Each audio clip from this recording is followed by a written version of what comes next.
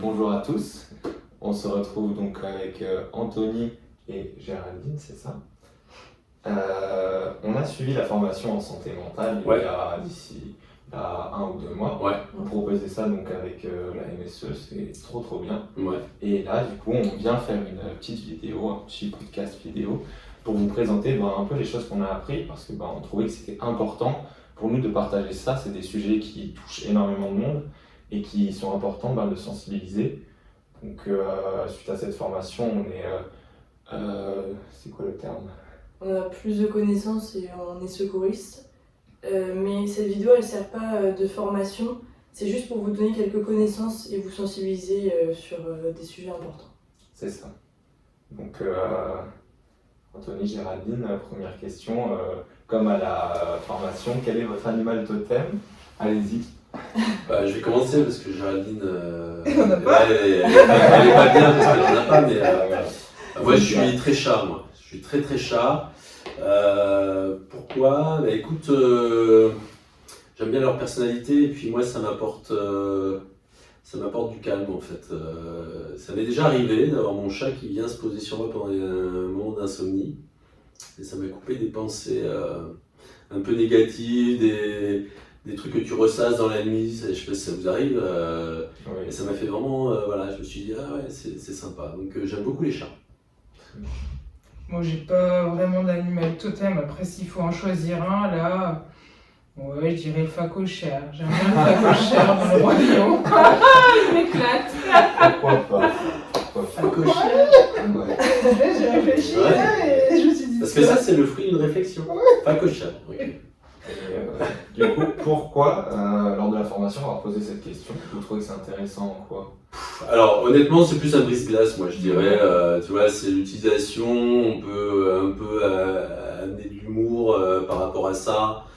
Ça permet aussi aux gens de commencer à s'exprimer, de se présenter, on trouve ça plutôt sympa de le faire comme ça.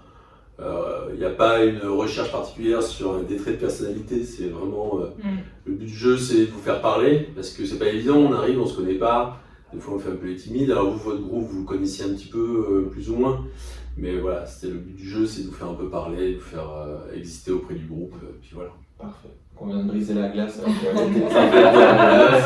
grâce au phacochère. Voilà, tout le monde est détendu, je crois. Ouais.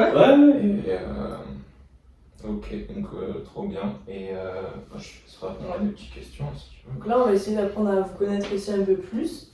Et on se demandait aussi pourquoi vous avez choisi ce métier d'infirmier et pourquoi vous avez choisi de travailler à l'université. Alors, tu commences ? Vas-y. Moi, infirmière, c'est vraiment un métier que j'ai toujours voulu faire depuis petite. Après, j'aime bien le contact avec l'humain, je trouve ça chouette. Après, pourquoi avoir travaillé à l'université ? C'est un peu par hasard, j'ai beaucoup travaillé en prévention. Et voilà, donc j'ai un peu découvert l'université par hasard. Après, je trouve que la population étudiante est une population hyper cool. C'est safe de travailler ici, donc voilà. Alors moi, du coup, je suis un peu plus vieux, donc il faut que je remonte loin dans mes souvenirs. Non, mais c'est venu assez... moi, je voulais m'orienter vers un métier de la santé. Je n'étais pas un gros bosseur à l'école, donc je m'étais dit ça accumule pas mal de choses. Et puis il me fallait un milieu scolaire, donc infirmier, ça m'allait bien. Pourquoi j'ai débarqué ici à l'université ? En fait, au fur et à mesure de ma carrière, au début de carrière, j'étais attiré par les choses un peu techniques. Et puis en fait, on a vite fait le tour.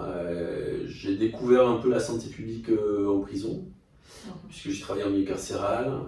J'ai trouvé ça vachement plus riche. Et je cherchais une structure qui m'apporte le côté santé globale. C'est-à-dire on part aussi, on fait de la santé, mais on fait aussi un peu de social. On diversifie les choses et j'y trouve vraiment mon compte à bosser ici parce que les rencontres qu'on a avec les étudiants, elles sont riches. Dans le milieu santé aujourd'hui, on a quand même ce luxe de vous consacrer du temps. Quand on soit un étudiant, en plus on est une bonne équipe, c'est-à-dire qu'il y a une vraie solidarité dans l'équipe. Quand on est en entretien avec un étudiant, on regarde jamais notre montre. Et en fait, ça, c'est un luxe qui n'existe quasiment plus dans le milieu de la santé. Et du coup, on en est conscient et on essaye d'entretenir ça en tout cas. Voilà. C'est trop bien. Des belles raisons, ça c'est sûr. Bon, du coup, on va rentrer dans le cœur du sujet. Ouais. La formation en santé mentale, c'est pour parler de santé mentale. Et du coup, on aimerait bien le rattacher à des problématiques qu'ils peuvent avoir sur l'université, des choses comme ça qui nous touchent, nous étudiants. Et du coup, de votre expérience, ou même généralement, quels sont les troubles les plus fréquents que peuvent arriver aux étudiants et lesquels vous avez pu voir le C'est les troubles anxieux. Hein. Ouais, dans la santé mentale, c'est. Alors, moi, je m'occupe du handicap aussi, ici au centre de santé, donc c'est essentiellement les troubles anxieux et les syndromes dépressifs qui sont vraiment les problèmes de santé mentale qui sont le plus notable et le plus impactant aussi sur la vie des étudiants, évidemment, quoi. Très bien. Et du coup, pour nos téléspectateurs, peut-être qui ne savent pas ce qu'est forcément un trouble, qui ne savent pas poser des mots dessus, est-ce que vous pouvez nous le décrire simplement? Ça peut être avec des exemples, n'importe. Le trouble anxieux, par exemple? Oui. Comment le définir? En fait, c'est une espèce de... Ton cerveau crée une espèce d'hypervigilance et une espèce d'anticipation du pire. Ce qui fait que tu es dans un état de stress et un peu de peur, entre guillemets, permanent. C'est-à-dire que tu es dans une anticipation permanente. Même en fait, si notre cerveau le fait, puisque il est là pour nous maintenir en vie, il nous met tout le temps en alerte. Là, c'est de façon excessive, ce qui provoque en fait ce qu'on appelle des troubles anxieux, des attaques de panique, qui fait qu'il y a une angoisse telle qui monte que l'étudiant ou la personne en fait est plus capable de faire certaines choses. Ça peut être par exemple prendre le tram, aller en cours, parler à un groupe, faire du travail de groupe, parler à l'oral, etc. Et en fait, c'est hyper invalidant, hyper handicapant. Et en fait, on a beaucoup d'étudiants qui sont victimes de ça, quoi. Ok, très bien. On va voir. Faut passer à la mise en situation. Ok. Et il y aura du montage au pire. Au pire, on regardera, il n'y a pas de souci. Et du coup, les troubles anxieux, c'est aussi souvent lié à une crise d'angoisse? Alors en fait, tu as les troubles anxieux, c'est-à-dire ce sont des gens qui sont angoissés de façon permanente. Et ensuite, tu as des moments, ce qu'on appelle la crise d'angoisse, c'est-à-dire c'est un moment où tu vas monter en angoisse, ça va être extrêmement impactant, invalidant. Ce sont des crises qui ne durent pas très longtemps, qui au bout de 10 minutes en fait commencent à redescendre, mais ça peut être impressionnant, une perte de connaissance, ça peut être quelqu'un qui effectivement ne sait plus bouger, ne sait plus parler. On a eu des tableaux extrêmement spectaculaires. On répète, ça arrive, on en a beaucoup sur l'université. On est hier encore au tertiaire. Hier encore au tertiaire. Et du coup, c'est spectaculaire, mais il faut bien vous dire que malgré tout, c'est pas grave. Mais c'est vrai que c'est spectaculaire et des fois assez impressionnant, quoi. Les tableaux sont impressionnants. Et du coup, si on voit quelqu'un qui est en crise d'angoisse, comment est-ce qu'on peut essayer de réagir et d'aider la personne? Déjà l'isoler, si t'es dans un amphi, ou la faire sortir de l'amphi si elle peut, ou vider l'amphi. Lui dire que tu es là pour elle et que les symptômes vont passer, et voilà. Si c'est quelqu'un qui est habitué aux crises d'angoisse, je lui demander ce que tu peux faire pour elle, pour l'aider. Et puis voilà, l'accompagner, être là, lui montrer que tu es là et qu'elle n'est pas toute seule, quoi. Et que c'est sensible, ses symptômes sont réels. Il y a un truc important sur la crise d'angoisse, c'est qu'en fait, si on regarde à peu près les symptômes de la crise d'angoisse, c'est assez proche de la crise cardiaque. Il est toujours important que dans le cas d'une intervention, que vous soyez secouriste en santé mentale ou secouriste classique ou pas, c'est que vous fassiez appel à un numéro d'urgence qui est le 15 pour être sûr que la personne ne fait pas une crise cardiaque. Même si on est sur le campus, que les gens sont généralement âgés de 18 à 23 ans, il faut savoir qu'on a eu des soucis Il y a des étudiants qui ont des problèmes de santé, au même titre que des gens un peu plus âgés. On a déjà eu des arrêts cardiaques ici, on a déjà eu des embolies pulmonaires, des choses comme ça. Donc il ne faut jamais prendre les choses à la légère, en disant bah, c'est une crise d'angoisse et ça va passer. On ne pose pas de diagnostic.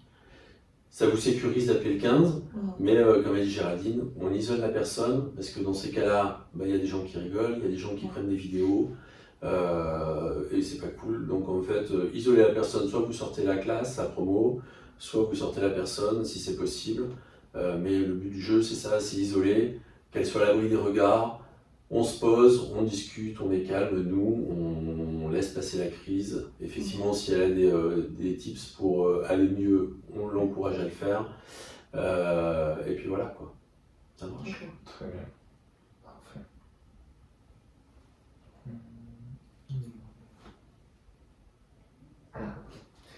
On a vu que pendant la formation, il y avait donc 14% des personnes âgées de 16 à 85 ans atteintes de troubles anxieux, dont 7,8% des personnes âgées de 16 à 85 ans atteintes de troubles dépressifs et bipolaires. Est-ce que vous pensez aussi que c'est la même fréquence chez nos étudiants ? Alors moi je pense que non. Enfin, pour avoir vérifié et avoir suivi quelques enquêtes, en fait les chiffres sont bien plus élevés dans la population étudiante. Il y a plusieurs critères qui se rajoutent à ça, c'est le côté social, voilà, c'est-à-dire ceux qui n'ont pas beaucoup d'argent pour étudier, ça a un impact aussi sur leur santé mentale. Il y a la pression des études aussi, qui n'est pas négligeable, donc ça aussi ça rentre en considération. Il y avait une étude à Bordeaux qui a été faite il y a quelques années. En fait, à peu près 40% des étudiants dans l'année avaient présenté un syndrome dépressif. Et il y a eu aussi 60% d'étudiants qui se disent ne pas être en bonne santé mentale, avec une prédominance chez les filles, ce qui est quand même des chiffres extrêmement préoccupants, quoi. D'accord ? Donc en fait, on a repéré, et du coup nous on constate ici au quotidien, c'est la santé mentale en fait, c'est un thème qu'on rencontre quasiment au quotidien ici au centre de santé, quoi. Et du coup pour continuer sur les troubles dépressifs, on avait pensé à faire une mise en situation pour que vous puissiez nous expliquer ce qu'est la méthode ARE et comment l'appliquer si on a un cas de ce genre. Ouais. Tu vas faire une mise en situation. Tu veux Où ça ? sur ton téléphone. Magnifique. Je te laisse lire si tu veux. Donc c'est Marc qui a 30 ans. Autrefois il était dynamique et il est devenu lent et arrive systématiquement en retard. Il a abandonné sa passion pour la randonnée et s'est retiré de tous ses cercles sociaux, donc amis, famille. Il est marqué par une perte de poids visible, une négligence de son hygiène et un regard fuyant. Il se plaint d'insomnie constante. Il oscille entre mutisme total et une forte irritabilité. Il ne ressent plus de plaisir. Il exprime un sentiment d'inutilité. Vous serez mieux sans moi, c'est des propos qu'il a pu avoir. Et un désespoir profond. Je ne vois pas le bout du tunnel. Ok.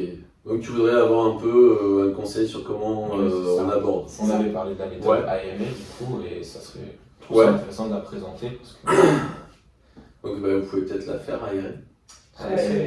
Approcher la personne et l'assister en cas de crise. Écouter calmement et sans jugement. Renseigner sur... C'est pas le dernier. C'est le dernier. Mais du coup, le... réconforter, informer.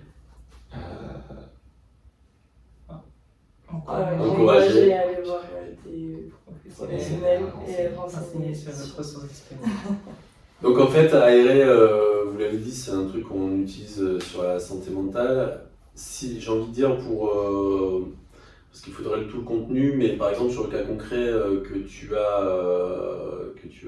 viens de nous donner, le plus important là, c'est l'approcher, la personne, c'est-à-dire c'est important d'aller discuter avec lui, s'il est disponible, en tout cas, de savoir un petit peu comment il se sent. Donc apparemment, ça va pas très bien.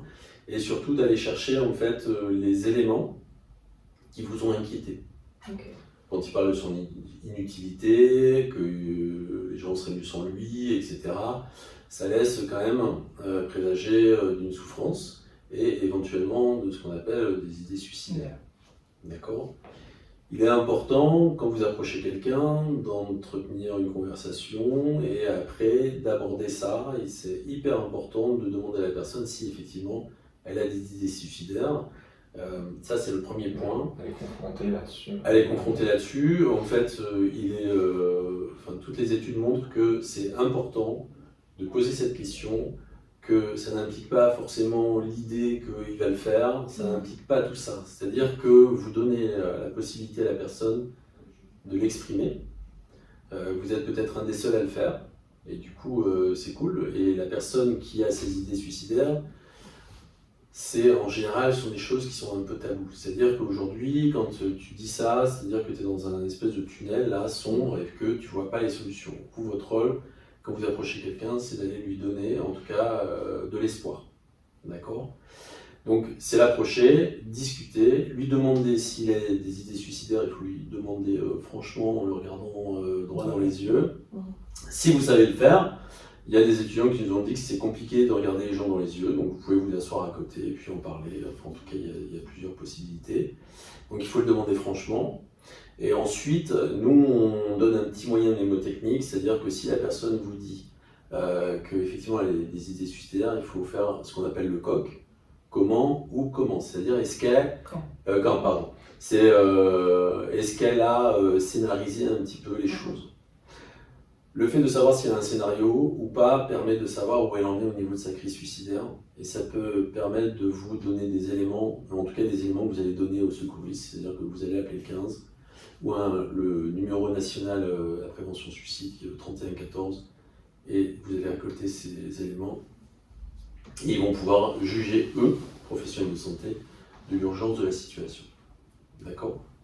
Donc ça, c'est important. Dans vos interventions, que vous soyez secouriste ou pas, il faut être prêt à faire ça. Il faut aussi être prêt à avoir une réponse positive sur les idées suicidaires et à accompagner la personne dans ces cas-là. D'accord ? Donc effectivement, il y a la méthode aérée. Charline, il faut lui rajouter du coup des trucs. Quand on approche une personne, il faut aussi être prêt à, des fois, la personne n'a pas envie de parler, il faut aussi être prêt à se prendre un vent, entre guillemets, mais à rester toujours disponible pour la personne, pour quand elle sera prête à discuter. On laisse le temps d'être prêt. Ouais, il y a des gens qui n'ont pas forcément envie de parler, c'est bien de laisser vos coordonnées en disant écoute, je te laisse ça. Quand on aura envie, je suis là. Puis vous pouvez aussi parler même des ressources qui sont disponibles. Je sais que tu vas pas bien, mais tu sais que par exemple au centre de santé, tu as des psychos, c'est gratuit, il y a de la confidentialité, etc. Bon, si tu n'es pas prêt aujourd'hui, on peut en discuter, tu laisses tes coordonnées, ça c'est important. Et sachez que nous on est là aussi pour vous, si vous avez besoin, et aussi sachez que le centre de santé est une ressource qui peut être importante pour vous. Il faut savoir qu'un étudiant qui va pas bien, que vous approchez, si vous avez besoin d'un coup de main, vous l'accompagnez ici. On a aussi ce luxe-là, c'est-à-dire qu'un étudiant qui va pas bien, qui se présente au centre de santé, il est reçu quasiment dans les 10 minutes, on va dire. C'est un luxe qui n'existe nulle part ailleurs. Dans toutes les structures de santé qui existent là aujourd'hui, seul le centre de santé peut se permettre de faire ça, et c'est quand même super, c'est-à-dire que vous voyez un professionnel de santé très rapidement. Voilà. On a un peu répondu à ton cas concret, on a un peu dévié. Non, mais c'est super. Il y a toutes les informations qui nous semblent importantes et qui sont importantes de partager. Grâce à ça. Bon. Étudiant à l'INSA Hauts-de-France, nous sommes confrontés à un trouble terrible qui pointe le bout de son nez, donc les jeudis soirs, les vendredis soirs, les samedis soirs, et pour certains, plusieurs jours dans la semaine encore. Je vous parle bien du coup de l'alcool. Est-ce que on peut vous demander à partir de quand est-ce que c'est un problème et à partir de quand on peut se poser des questions sur nous-mêmes et sur nos amis qui vont avec le dos de la cuillère. En fait, moi j'ai envie de te dire, si l'on prend, est-ce que tu es capable de changer ton comportement? C'est-à-dire, tu peux avoir des soirées très arrosées, par exemple le jeudi, on va dire. Est-ce que tu es capable finalement le samedi d'aller en soirée et d'avoir une consommation qui identique à celle du jeudi, qui est plus soft quoi? C'est-à-dire, est-ce que tu dis ce soir je prends un verre et puis je m'arrête là? C'est-à-dire déjà cette capacité à maîtriser sa consommation. Bon, je trouve que c'est déjà un premier critère. Ensuite, le deuxième critère, c'est effectivement cette répétition de l'alcoolisation massive. Voilà, nous on a repéré avec Géraldine que ce sont des étudiants en général, les étudiants qui s'alcoolisent massivement le week-end, ne sont pas forcément ceux qui vont le mieux. Voilà, c'est-à-dire que on a repéré aussi que chez ces étudiants, quand on creuse un peu, en fait, il y a aussi un mal-être, parfois. Et des fois, il y a quelque chose de sous-jacent, quoi. Ça peut être de la dépression, ça peut être de l'angoisse, ça peut être plein de choses. Je ne dis pas que c'est systématique, mais en tout cas, on a repéré que quand même, c'était des gens qui soit avaient un manque de confiance en eux, qui avaient besoin d'exister, etc. Soit qui, effectivement, il y avait un syndrome dépressif sous-jacent. Et du coup, il y avait une espèce de lâcher-prise qui leur faisait du bien. Bon, enfin voilà, il y a plein de profils, mais moi j'ai envie de te dire, si déjà tu as une personne qui n'est pas dans la capacité de contrôler sa consommation ou de dire à un moment, j'ai pas été très raisonnable la dernière fois, et ce soir je vais faire léger ou machin, déjà il faut peut-être s'interroger, quoi. Et puis pendant la formation BSSM, on parle de l'onomatopée accro. On peut aussi voir si ça a un impact sur la vie affective, sa vie sociale, sa vie professionnelle, ses obligations légales. Enfin voilà, s'il y a tous ces éléments-là aussi qui sont réunis, voir si du coup il n'y a pas une difficulté d'addiction. Tu vois, si c'est impactant, si l'étudiant, après ses soirées, il est incapable de se lever le matin pour aller en cours, ou qu'il s'est à 13h, 14h, qu'il ne mange pas le midi, qu'il commence un peu à s'isoler du groupe aussi. Voilà, tout ça sont des signaux qui montrent qu'il a besoin d'aide et qu'il faut apporter une réflexion. En tout cas, c'est pas facile, mais je pense qu'il faut le faire, quoi. À un moment ou à un autre, dire écoute, je suis un peu préoccupé, quoi, par ta situation, un petit peu. Très bien, bien sûr. Ok. Et du coup, si on rencontre quelqu'un et on suppose qu'il a sûrement une addiction ou un trouble comme ça, comment on peut essayer de l'aider et de l'encourager à aller voir un professionnel? Alors déjà, il faut savoir que ce sont des prises en charge qui sont... Alors déjà, effectivement, dans la formation PSM, vous vous en souvenez, mais on dit déjà qu'il ne faut pas être alcoolisé soi-même, sinon on perd un peu de crédit en disant... si on dit, bon, déjà ça. Ensuite, il faut dire que ça vous préoccupe, parce qu'en fait, on s'inquiète, qu'il n'est plus tout à fait le même quand il est alcoolisé, qu'il faut essayer d'y aller tout doucement. Il faut savoir que les prises en charge pour l'alcool, en fait, en tout cas pour les addictions en général, elles sont longues, très lentes. Que en fait, ce sont des habitudes qui s'inscrivent dans le cerveau et que, en fait, comme toute rééducation, en fait, elles demandent beaucoup de temps. Vous pouvez lâcher aussi le fait que il y a des ressources, soit ici au centre de santé, mais aussi à l'hôpital de Valenciennes. Ils peuvent faire une première consultation, en disant que vous êtes préoccupé. Moi, je pense aussi, on avait réfléchi là-dessus avec Géraldine, je pense qu'il faut essayer dans vos soirées au maximum de valoriser les soirées sans alcool parfois. Ça devient un petit peu plus à la mode.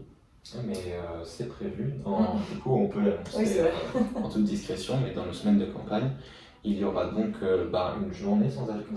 Le dimanche. Ouais, c'est top. C'est top d'avoir fait ça. Vraiment, ça nous touche, c'est important. Et on va pouvoir bien s'amuser puisque c'est à la piscine municipale de Ningesser.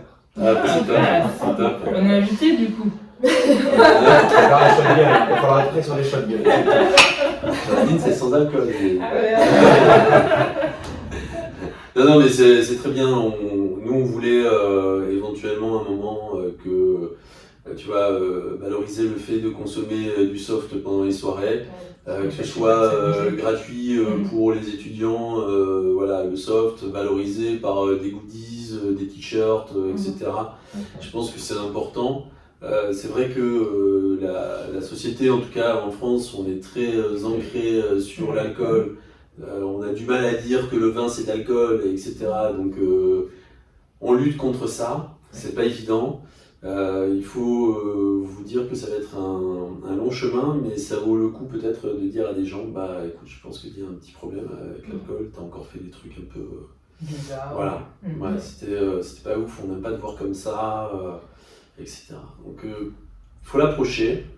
Vous allez peut-être vous prendre un vent, ces gens-là ont tendance à minimiser le truc en disant non, mais je contrôle, etc. Voilà. Mais c'est bien de leur en parler, je pense. Ouais. C'est pas évident, mais c'est bien de leur en parler. Puis montrer qu'on est là et qu'on les soutient. Ouais, que vous pouvez l'accompagner, etc. Voilà. Nous, on est conscient que l'alcoolisme, on a quelques étudiants qu'on suit et c'est extrêmement impactant sur leur vie. Ils avancent pas dans les études parce qu'ils partent des fois en cure, parce que, etc. On en est là. Ouais, il y a un isolement qui se fait. En fait, ils sont mal acceptés. Des fois, ils arrivent en cours, ils sont un peu alcoolisés, etc. Bon, tout ça fait que ça devient problématique quand même. Ouais. Il faut les accompagner. C'est une maladie en fait. C'est vraiment, même si c'est difficile, voilà, c'est quelque chose. En fait, un addict, quand il se lève le matin et il se dit pas je vais boire aujourd'hui, quoi. Il dit je vais arrêter, quoi. J'en ai marre. Il est en souffrance en fait. Il faut dire qu'il est en souffrance. Voilà. Très bien. Oui, en parlant d'événements, on a donc dans de nombreux événements des capotes de verre qui sont disponibles, libres d'accès. Du coup, il y en aura à chaque événement où il y aura à boire, normalement. Et du coup, en quoi c'est important et est-ce que vous le conseillerez du coup aux téléspectateurs qui regardent ? Ouais.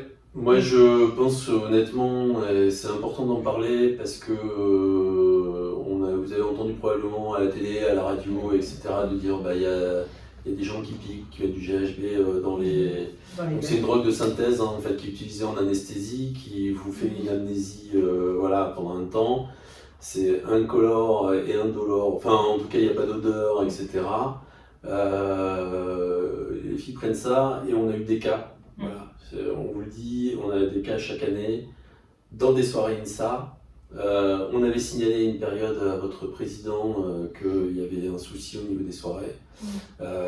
Malheureusement, ça n'a pas été plus loin, mais effectivement, il y a un outil qui est la capote de verre. En tout cas, c'est mieux que rien. Elles sont réutilisables. On peut aussi venir en chercher au centre de santé. On en a quelques-unes. Mais on pense que c'est important quand vous êtes en soirée, évidemment surtout les filles. De garder un œil sur votre verre. De garder un œil sur votre verre, de le confier à quelqu'un de confiance. Alors est-ce que c'est pas toujours évident, mais par exemple l'année dernière, on a eu un cas sur une soirée où il y avait 50 personnes sur des gens que de l'INSA. Voilà, donc, et en fait, ce qui est dur pour nous d'entendre, ce sont les récits. C'est-à-dire que vous avez quand même une personne devant vous qui a un blackout pendant 4-5 heures, 6 heures, et qui se réveille et qui a des espèces de souvenirs, mais est-ce qu'ils sont vrais, pas vrais, est-ce que c'est du rêve, pas rêve, très désagréable, et ce sont des gens qui vont pas très bien forcément, parce qu'ils savent pas ce qui s'est passé. Donc moi je pense que c'est important que vous fassiez aussi un point là-dessus à tout le monde, et que surtout encore une fois les filles, puisqu'on n'a que des filles qui ont été victimes, vous avez aussi entendu parler des piqûres. Donc c'est pareil, si vous avez un doute sur une piqûre machin, il faut vite partir aux urgences de l'hôpital, parce que ce sont des produits qui disparaissent assez vite au niveau sanguin et urinaire. Donc en fait il faut, dès que vous avez un doute, il faut partir aux urgences de Valenciennes en disant mais je me suis fait piquer et je sais pas ce qu'il y avait dedans, et comme ça ils font tous les tests pour essayer d'identifier les produits. Pour les verres, les produits dans le verre, si vous rencontrez quelqu'un qui a été drogué, il faut l'emmener aux urgences histoire de vérifier tout ça aussi. Pour ça, à nos soirées, il y aura donc des staff HVSS, énormément de staff. C'est bien. Du coup, pour ceux qui nous regardent, tournez-vous vers eux.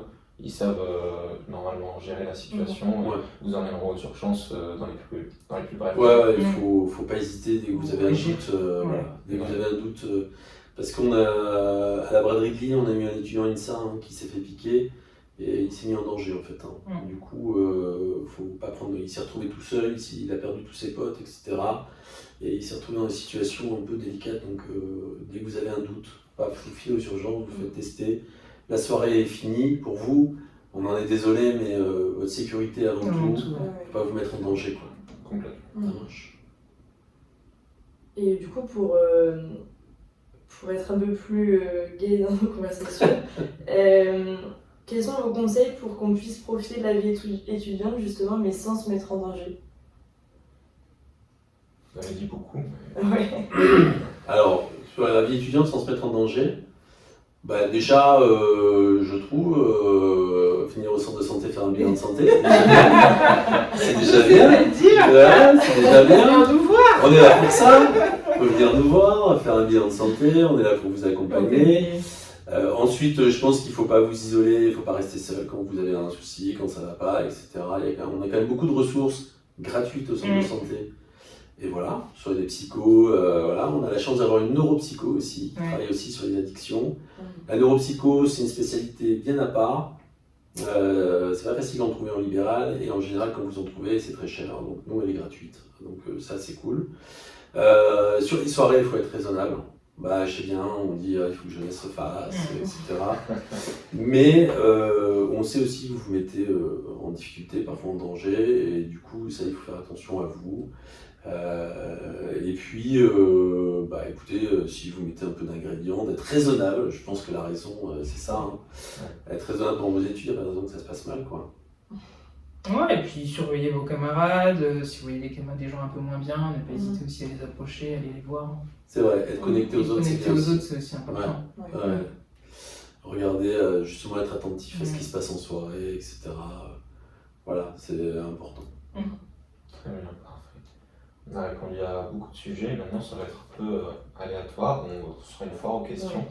Donc, bon, déjà une question qui me semble importante que je vous avais posée à la formation, c'est quelle est la limite que l'on doit se mettre à nous-mêmes lorsqu'on souhaite aider quelqu'un, mais du coup que cette personne finit par un peu dépendre de nous. À quel moment on peut dire stop, je n'arrive plus à t'aider, et comment on peut dans un premier temps avoir aidé, mais après réussir à prendre cette personne. Ça, c'est un peu toi qui le sens en fait, j'ai envie de te dire, c'est toi qui vois un moment que tu peux plus et que tu préfères donner la main. Après, il faut être clair avec la personne et lui dire écoute, moi j'ai atteint mes limites, je préfère t'orienter vers le centre de santé, vers quelqu'un d'autre pour pouvoir t'aider, mais moi j'ai atteint mes limites et je peux pas.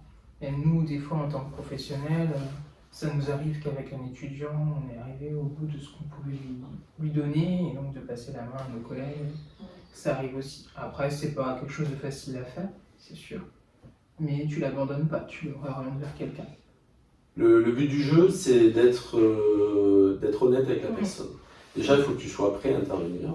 Si toi, t'es pas bien, on n'y va pas. Voilà, ça c'est la première règle. La deuxième règle, comme a dit Géraldine, c'est-à-dire qu'au bout d'un moment, il faut que dans la relation, il faut qu'il y ait des règles. C'est-à-dire qu'au bout d'un moment, il faut te servir de la confiance que tu vas réussir à gagner la personne auprès de qui tu interviens. Et au bout d'un moment, dire, écoute, là, j'arrive à mes limites.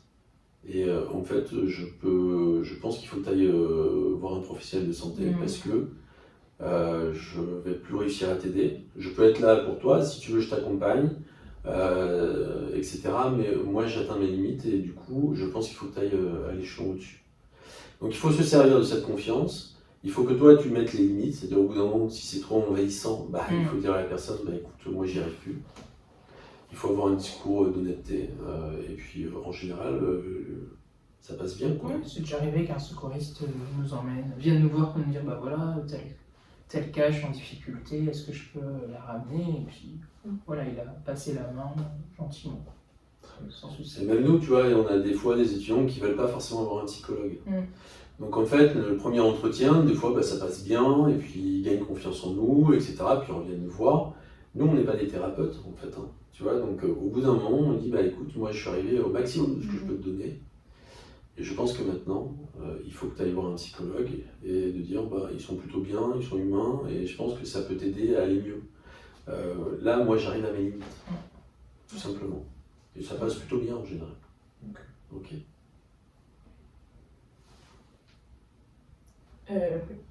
C'est vraiment fort aux questions. Pour ou contre la législation du cannabis? Pardon. Ça, c'est un positionnement politique. C'est un peu politique. Moi, je vais dire, je suis. C'est par rapport à un œil de la santé, ce que vous en pensez en tant que professionnel de santé. Alors, moi, j'ai toujours dit à la base que j'étais contre. Alors, pourquoi j'étais contre? Parce qu'on disait que c'était une levée d'interdit. D'accord? Que en tant que soignant, j'ai déjà été confronté à des jeunes qui ont fait des psychoses cannabiques. C'est-à-dire que c'est des gros consommateurs de cannabis. Il y a eu des psychoses. J'ai eu aussi une amie qui était médecin qui consommait pas mal de cannabis quand elle était interne et arrivée aux urgences, en fait, elle s'est rendue compte qu'elle était très ralentie. Donc c'est-à-dire c'est quand même une substance qui a un effet sur le cerveau et c'est pas complètement anodin. Donc ça c'est le premier point. Après, j'ai eu l'occasion d'aller en Hollande l'année dernière et je me dis ils ont légalisé, je serais curieux de savoir un petit peu comment ça se passe sur... est-ce qu'ils ont plus de malades? Est-ce qu'ils ont plus de gens addicts? Est-ce que effectivement cette levée d'interdit a fait qu'il y a beaucoup plus de gens qui sont allés vers l'héroïne, la cocaïne, des choses comme ça? Bon voilà, j'avoue que j'ai pas étudié le truc, mais c'est un truc qui m'a interpellé l'année dernière quand je suis allé à Amsterdam. Je me dis ça consomme pas mal. Et est-ce que c'est bien, pas bien? Bon, en tout cas moi en toute objectivité, c'est quand même une substance qui agit sur le cerveau. C'est pas complètement anodin. Bon, mais au même titre finalement que le tabac et l'alcool, quoi. Tu vois. Donc, je pense aussi qu'il faut mener une réflexion. Je vois des pays comme l'Australie, la Nouvelle-Zélande qui ont fait une réflexion sur le tabac en disant que ils veulent plus de ça dans leur pays. Donc en fait, ils ont mis des lois extrêmement dures sur les consommateurs de tabac parce qu'ils disent que ça coûte trop cher en fait. Entre ce que ça rapporte et finalement ce que ça coûte à la société, ils ont préféré dire on va l'interdire, quoi. Alors c'est des îles, c'est plus facile. Mais voilà, si on met une réflexion sur le cannabis, il faudrait mener une réflexion sur l'alcool et aussi sur le tabac. Faut pas être hypocrite, quoi. Très bien. Est-ce qu'un jour les technologies pourront nous faire un diagnostic anticipé de notre état de santé mentale par des billets, que ce soit nos hormones ou des choses comme ça? Est-ce que un jour peut-être on aura cette technologie-là? Alors je sais pas si... moi je pense qu'ils ont tout intérêt, ceux qui font de la recherche sur l'intelligence artificielle. Ce qu'on peut remarquer, nous, c'est qu'aujourd'hui, de plus en plus d'étudiants se dirigent vers l'intelligence artificielle pour parler de leur mal-être. Parce que vous avez la garantie qu'elle ne vous juge pas, vous avez la garantie qu'elle est bienveillante, et du coup, et vous avez la garantie, soi-disant, d'une confidentialité, ce qui n'est pas complètement vrai. C'est-à-dire que ces données que vous mettez sur les intelligences artificielles, en fait, elles posent problème. Voilà. Les données de santé posent problème mises sur des serveurs qui sont libres finalement. Donc, est-ce que ça va arriver? Je pense que forcément ça va évoluer. On voit. Oui, on voit les étudiants qui arrivent. L'IA m'a dit que j'ai ça.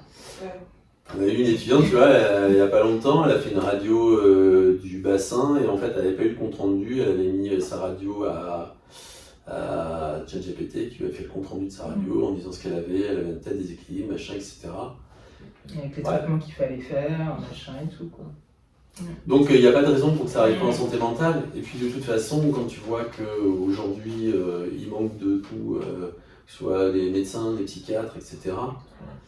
Je vois qu'en Chine, il y a des hôpitaux qui se sont créés vraiment avec que de l'IA, c'est-à-dire avec des IA qui sont entraînés sur de la dermato, de la cardio, etc., qui ont passé l'examen de médecine, etc. Ouais, c'est fort. Et du coup, il n'y a pas de raison pour que la santé mentale n'y arrive pas et qu'on aille là-dessus, parce que de toute façon, aujourd'hui, pour former un psychiatre, c'est 10-12 ans, et une IA, ça va beaucoup plus vite, quoi. Manque de bras. Ouais. Alors, est-ce que c'est bien, pas bien, c'est un autre débat, mais en tout cas, on va y arriver, je pense. Pas de raison. Mais c'est un avis perso. Non, je suis d'accord avec toi.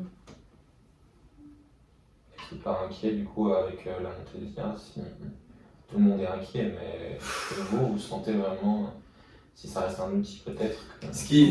Ouais, alors moi outil, oui, pour t'aider, pour aider au diagnostic, pourquoi pas, mais après, faire des diagnostics...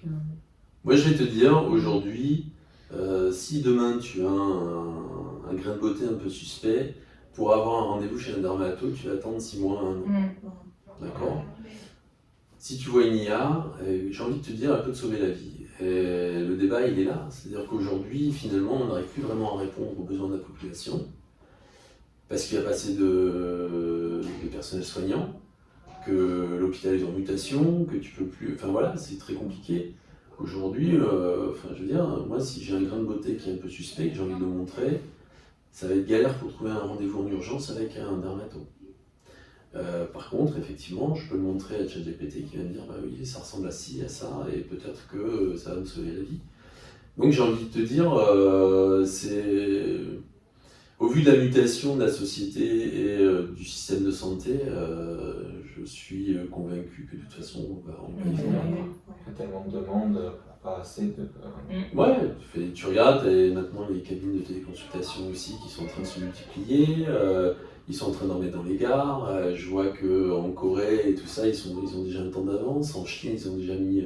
Tu peux, en attendant ton train, consulter un médecin en IA, etc. Enfin, c'est impressionnant.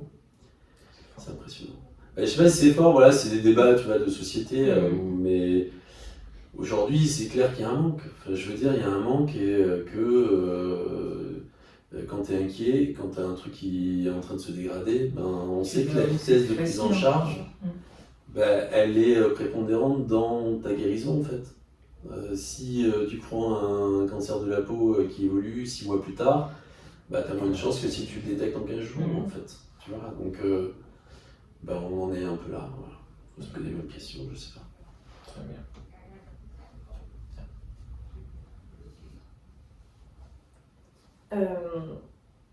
Étant en études d'ingénieur, à l'avenir, on aura certainement des responsabilités, de la pression. Et donc tout ça mal géré, est-ce que ça peut mener au burn-out? Comment s'en prévenir? Ouais, ça peut tu peux aller vers le burn-out, effectivement, et il y en a beaucoup, et ça a été reconnu maintenant comme maladie professionnelle. Bah, s'en prévenir, alors moi j'ai discuté une fois avec une psychologue parce que mon questionnement c'est comment tu peux écouter en fait des gens qui te racontent en fait ce qu'ils vivent, des drames, des choses comme ça, et comment tu peux garder ton équilibre psychique, c'est pas évident. Et en fait elle a dit bah, moi j'ai une vie hyper équilibrée, c'est-à-dire que le week-end je m'oblige à avoir des activités. Quand je sors du boulot, en fait, je vais à la piscine ou je fais une activité, je fais un peu de sport, machin, etc. Il faut éviter les trucs monotâches, en fait. Si ton boulot remplit ta vie et que tu n'as que ça, bah, au bout d'un moment, en fait, quand ça se passe pas bien, bah, c'est très compliqué. Et du coup, il est important, alors est-ce que c'est le type ultime, j'en sais rien, mais en tout cas, il est important d'équilibrer sa vie, d'avoir des centres d'intérêt en dehors de ton travail, de te couper des pensées finalement négatives du travail. Il faut vraiment prendre soin de soi, c'est hyper important. On a plein d'exemples comme ça, où moi j'ai eu une collègue, un psychologue qui a fait un burn-out, en prison où en fait à force d'écouter les scènes violentes contées par les détenus, en fait elle a fait un burn-out complet, elle était incapable de retravailler en milieu carcéral et du coup s'en prémunir, bah voilà, faut équilibrer sa vie quoi, c'est hyper important. Pas que le travail, les sorties, le cinéma, la culture, la vie sociale, on a besoin de ça. Je dis pas que ça ira forcément si vous faites tout ça, mais en tout cas, vous y mettez des ingrédients. Ça peut aider. Ouais. Il y a des connexions au boulot, quoi. Quand tu es parti du boulot, tu déconnectes. Les vacances, c'est important. Ouais, c'est important. C'est hyper important. Alors, j'ai dit dans la question, mais je sais pas, je trouve ça intéressant. Donc, on sait que la pilule a certains effets néfastes pour la pilule contraceptive sur du coup, la santé mentale et que ça touche du coup, aux hormones. Mais je me dis, si on fait un peu l'inverse, c'est qu'il y a un traitement hormonal du coup, qui rendrait heureux. Ça serait possible? Le traitement hormonal, alors en tout cas le traitement chimique, les antidépresseurs, c'est un traitement chimique qui théoriquement te rend un peu plus heureux. C'est fait pour en tout cas. C'est un traitement chimique qui va jouer sur ton humeur. Ouais, qui va jouer sur ton humeur, qui semble-t-il agit sur la sérotonine et du coup te permet d'aller mieux. Du coup, ça fait partie des substances. Tu parles de la pilule contraceptive, mais le but du jeu, en tout cas, des antidépresseurs, des anxiolytiques, c'est effectivement d'agir chimiquement sur notre constitution, sur les échanges qu'il y a dans le cerveau, etc., pour que tu supportes un peu mieux les choses, comme les antidépresseurs, comme les anxiolytiques, etc., sont là pour supprimer l'angoisse et c'est un impact chimique sur notre façon de fonctionner. Bon, il n'est pas si bizarre. Ouais, Ça va. Les troubles mentaux ont grimpé en flèche ces dernières décennies. Est-ce que c'était mieux avant? À notre époque. Je pense qu'on n'en parlait pas autant qu'aujourd'hui. Je pense que ça a toujours été présent. Ouais, c'est ce qu'on disait. Après le Covid. Je pense aussi aujourd'hui que vous êtes des générations qui avaient des parents aussi qui permettent aux gamins de s'exprimer, de prendre en considération leur avis, ce qui n'était pas forcément le cas sur les générations peut-être de vos grands-parents. Sur nos générations, c'est pas... Ouais, moi, mes parents, voilà, on ne demandait pas trop mon avis. Voilà, c'est-à-dire, c'est comme ça, c'est pas autrement, les gosses, ils obéissent, quoi. Voilà, point. Et aujourd'hui, le fait aussi de parler de santé mentale permet aussi à des gamins qui vont pas très bien de s'exprimer et de le dire plus librement. Donc alors, est-ce que c'était mieux avant? Bah, je sais pas. Il y a forcément, il y a eu forcément des périodes où les gamins n'allaient pas bien. Moi, je pense que les étudiants n'allaient pas bien. Il y a toujours eu de la précarité, finalement. Il y a toujours eu de l'inquiétude pour l'avenir. Alors, moi, si on peut parler santé, en tout cas prise en charge, je trouve que c'était bien mieux avant. Ça fait 26 ans que je travaille et j'ai l'impression que l'hôpital public, en tout cas à l'époque où j'ai commencé, prenait en considération un peu plus l'humain. Aujourd'hui, vous êtes une pathologie, on la soigne avec telle procédure et il faut aller vite. Donc, moi, je trouve que, en tout cas, dans la prise en charge, par exemple, de la santé mentale, puisqu'on a beaucoup abordé ce thème-là, c'était bien mieux avant. Il n'y a pas photo. Aujourd'hui, on a des gens qui vont aux urgences, qui ressortent à pied à 23h parce qu'il n'y a pas de place, parce qu'on n'a pas le choix et que c'est comme ça. Donc c'était mieux. J'ai plombé l'ambiance sur cette fin de question. Je passe à la dernière question, mais bon. On garde la pêche. Ouais, on garde la pêche toujours. Oui. Une dernière question donc, y a-t-il des maladies mentales génétiques qui se transmettent du coup, on ne peut pas avec ça. Est-ce que je risque d'avoir une maladie mentale ou un trouble? Il y a des terrains. Il y a des terrains, ouais, mais on ne peut pas dire que c'est héréditaire si c'est ça ta question. Ok. En fait, tu as des terrains qui vont permettre de développer un milieu social défavorisant, un milieu peu structurant, mais c'est pas parce que c'est eu un papa schizophrène, c'est pas parce que tu es schizophrène. Donc en fait, il y a un terrain, il y a quelque chose, il y a quelque chose, mais ça veut pas dire que tu vas développer la maladie, forcément. Donc a priori, on finit sur une bonne note. Vous pouvez être rassurés. Et pour finir, est-ce que là, si les personnes qui ont regardé ont encore des questions, est-ce qu'il y a moyen de les poser quelque part Qu'ils viennent. Ouais, on vient au centre de santé, c'est toujours mieux de discuter avec de l'humain que d'écrire des mails, je trouve. Ouais, je suis d'accord. Après, si le mail, parce que c'est compliqué de venir, on peut répondre aussi par mail. On peut répondre par mail, il n'y a pas de souci. On mettra de toute façon tous les numéros que vous avez cités, même votre adresse mail. Avec plaisir. Tout ça sera disponible ça marche. si jamais vous avez besoin. N'hésitez pas. Super. En tout cas, merci beaucoup d'avoir répondu à toutes Merci les à tous les questions. deux de vous sentir aussi concernés par ça et de diffuser ça pour vos campagnes. On est très Bravo, fiers bravo. partager. Ouais, c'est cool. C'est cool. Bravo. Vous êtes trop sympa, donc C'est gentil. Il va y avoir une bonne publicité. Ah, c'est bien, c'est bien. J'espère qu'il y a pas de monde qui viendront, mais bon. Bah si, ils vont pas bien. Non mais c'est sympa, c'est un plaisir de vous avoir vu aujourd'hui.